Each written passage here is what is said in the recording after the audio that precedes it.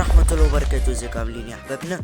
انا عايز اقول لكم على حاجة. طبعا احنا قعدنا في الفيديو باليوم كامل، اقسم بالله والله العظيم، يعني مش 24 ساعة بالظبط، يجي حوالي نص يوم، يعني 15 ساعة او 17 ساعة.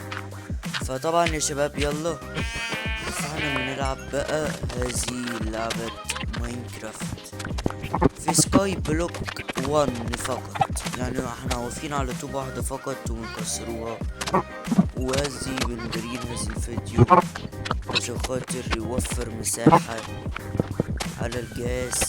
فطبعا يا شباب يلا، فاحنا نشير هذا الفيديو، فبتنسوش تشتركوا القناة وتفعلوا زر الجرس عشان كل فيديو نزل من جديد يا حبيبنا.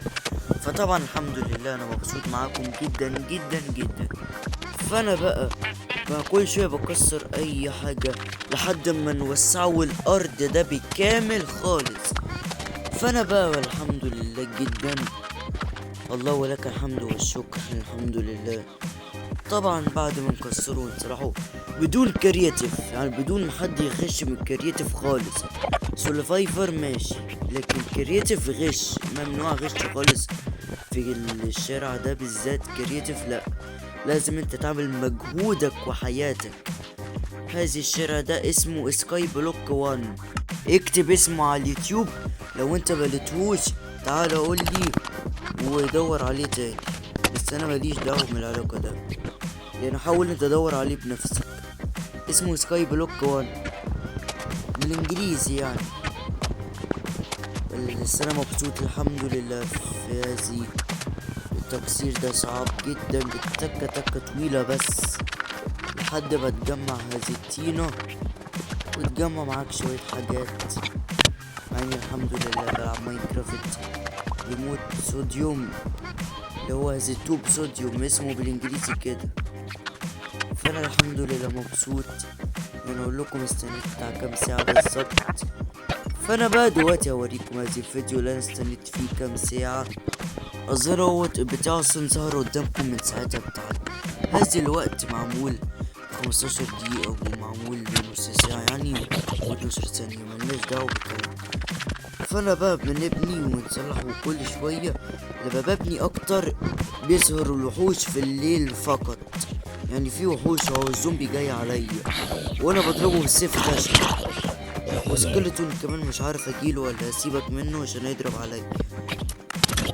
كنت موتهم بقى، اصل انا بجري الفيديو للاسف يا شباب عشان وقتي بتأخر بجد. ممكن ياخد مساحة بالهبل، 10 جيجا 20 جيجا الفيديو ده. يعني لو كله على بعض وانت سيفته مستحيل تعرف تسيفه عندك، عشان لازم تكون عندك اعلى جهاز مساحته موجود على الارض، اللي هو بتاع 512 جيجا او 256 جيجا.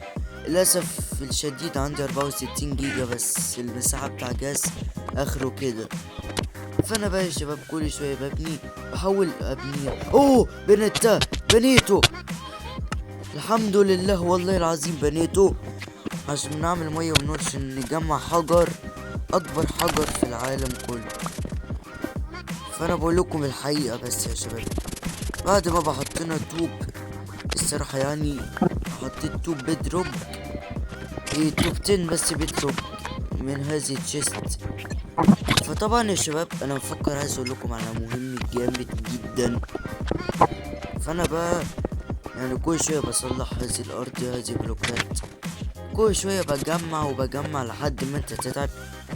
اقول لك الصراحه يعني، فاقول لك في السر بقى، في السر اللي انت بتقفل اللعبه وبعد كده في الاخر تيجي تفتح اللعبه بتكملها وبتصمم الفيديو انت بنفسك وبتظبطه. يعني انت بتصمم هذا الفيديو، اقول لك ازاي بس مينفعش اقول لك عشان ده مجهودي. كل واحد يعمل على قد ما يقدر مجهوده هو، عشان كده خطر. فيا شباب عايز اقول لكم على حاجه، كل شويه بقفل اللعبه وبفتحها. يعني انا ما عدتش كل ده طبعا، لا، بقفل اللعبه وبفتحها يعني مثلا اليوم تاني وكده طبعا يا شباب، لحد اسبوعين في الحقيقه. في الاخر بقى لما نزلنا الفيديو كله على بعض لقيته مكتوب كده، راح انا كتبته في الاخر خالص، جريت هذه الفيديو. في الاخر بقى انا موت هذه الوحوش ومش بديلهم هذه فرصة. فالحمد لله يعني طبعا على كل شيء، الحمد لله. اللهم صل وسلم وبارك على سيدنا محمد. انا عايز اقول لكم على حاجه، انا جمعت كل الحاجات دي بمجهود يا شباب. لو انتوا عايزين تجمعوا حاجاتكم مجهودهم بالمجهودكم، استحملوا شويه، استحملوا على قد ما تقدروا.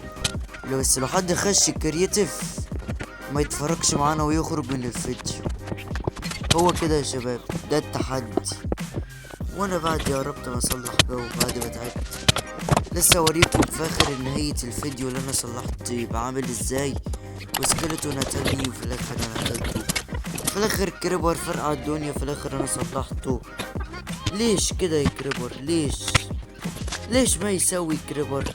ما انا مش عارف اقول له. واللي ما انا سايبك يا كريبر، في الاخر انا قتلته بقى يا شباب. بوسع الارض اكتر بما فيش عشان خاطر عايز اعمل سرعة. جمعت التينة دي بمجهودي مش بالغش، انا بقول لكم الحقيقة والله العظيم. ففكر بقى بعمل ايه. ومعاكم يوسف جيمر في بحب لعبة ماينكرافت، وبيلعب على هذه اصدار 16 مش الحديثة، لا اصدار 16 هو اللي فيه توب كده. بلعب هذه الاصلية بس انا حاطط مود صوديو في هذه التوب ده. انا مش بكتب عليكم، انا بحب اقول لكم الحقيقة.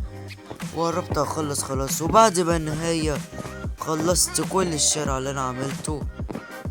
ده اكتر تحدي صعب على الاطلاق، مستحيل تقدر تعمله في حياتك.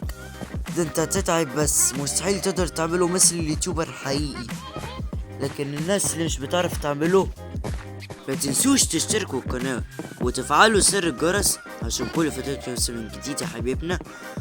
وربنا يخليكم يا رب يساعدكم. السلام عليكم.